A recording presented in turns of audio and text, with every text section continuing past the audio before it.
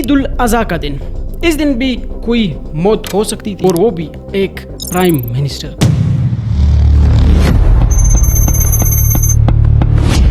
اس سے پہلے ایک چیز کی طرف اشارہ کریں، وہ یہ کہ آج کے بعد میرے ڈاکومنٹری ویڈیوز صرف ویڈیوز ہی نہیں ہوں گے، بلکہ ان کے اوپر ایک سیریز بنائی جائے گی، ان کے پارٹ 1، پارٹ 2 اور پارٹ 3 کی طرح۔ آج کے بعد میری ویڈیوز صرف سیریز میں ہی ہوں گی۔ اس کی وجہ یہ ہے کہ میری ویڈیوز شارٹ بھی ہوں گے اور انٹرسٹنگ بھی ہوگی۔ تو چلتے ہیں اپنے اس ڈاکومنٹری سیریز کو سٹارٹ کرتے ہیں۔ عید الاضحیٰ کا دن رکھا گیا تھا ایک پرائم منسٹر کو مارنے کے لیے۔ 30 دسمبر 2006 کو دنیا نے وہ منظر دیکھا کہ تصور کرنا بھی مشکل تھا۔ ایک ایسا شخص جو برسوں تک ایک ملک کا سربراہ ہوا کرتا تھا، آج پارسی کے تختے پر کھڑا تھا۔ جب اس تختے دار پر لایا گیا تو وہ خاموش نہیں تھا، بلکہ وہ درود شریف پڑھ رہا تھا۔ پھر اس نے کلمہ شہادت شروع کیا، مگر رسول اللہ کے الفاظ مکمل ہوتے ہی اس کے پاؤں سے تختہ کھینچ لیا گیا۔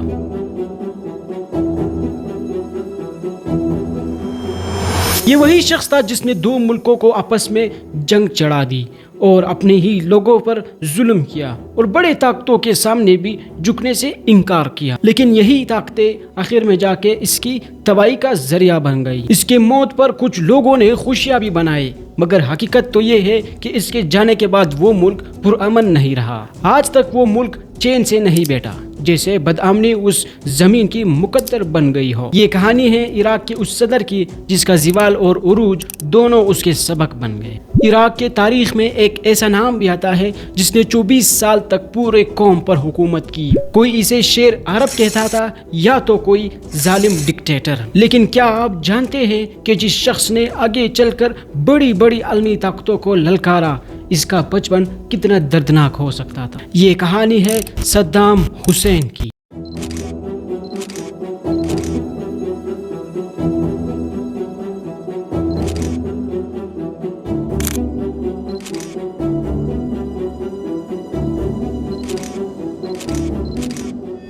اٹھائیس اپریل 1937 کو عراق کے ایک چھوٹے سے گاؤں یعنی کہ تقریب میں صدام حسین کی پیدائش ہوئی، لیکن پیدا ہونے سے پہلے ان کے زندگی میں غموں کے بادل جا چکے تھے۔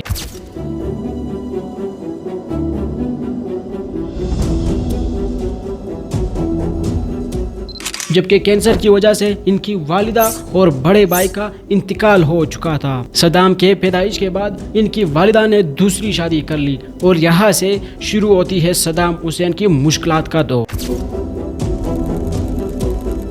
ان کا سوتیلا باپ ان پر شدید ظلم کرتا تھا اور بات بات پر تشدد کرتا تھا اور ان پر نشانہ بنایا جاتا تھا۔ ان حالات سے تنگ آ کر صدام حسین صرف 10 سال کی عمر میں اپنے گھر سے بھاگ گئے اور بغداد میں اپنے چچا کے پاس رہنے لگے۔ چچا کے سائے تلے انہوں نے تعلیم حاصل کی، اور یہی وہ وقت تھا جب ان کا ذہن سیاست کی طرف چل پڑا۔ جب صدام حسین 20 سال کے ہوئے تو انہوں نے پڑھائی چھوڑ کر باتھ پارٹی جوائن کر لی۔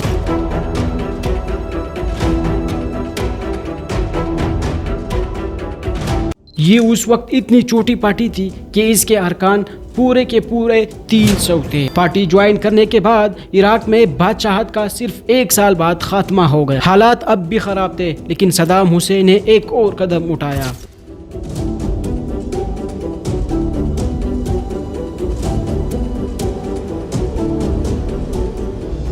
صدام حسین اپنے ساتھیوں کے ساتھ مل کر صدر کے اوپر ایک قاتلانہ حملہ کیا۔ حملہ ناکام رہا اور صدام کو اپنی جان بچانے کے لیے ملک سے فرار ہونا پڑا۔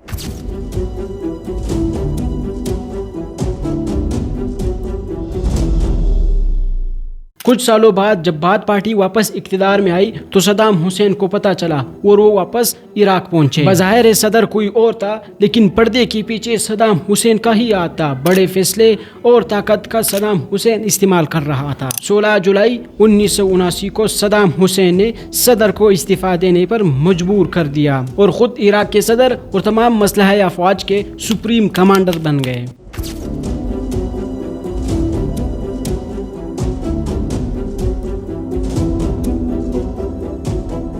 صدام حسین اقتدار میں تو آئے تھے، لیکن صدر بنتے ہی انہوں نے اپنی ہی پارٹی کے اندر ایسے خونخوار قدم اٹھایا جس نے پورے عراق کو ہلا کر رکھ دیا۔ آخر انہوں نے اپنے ہی ساتھیوں کے ساتھ کیا کیا، جانیں ہمارے ڈاکومنٹری سیریز کے پارٹ 2 میں۔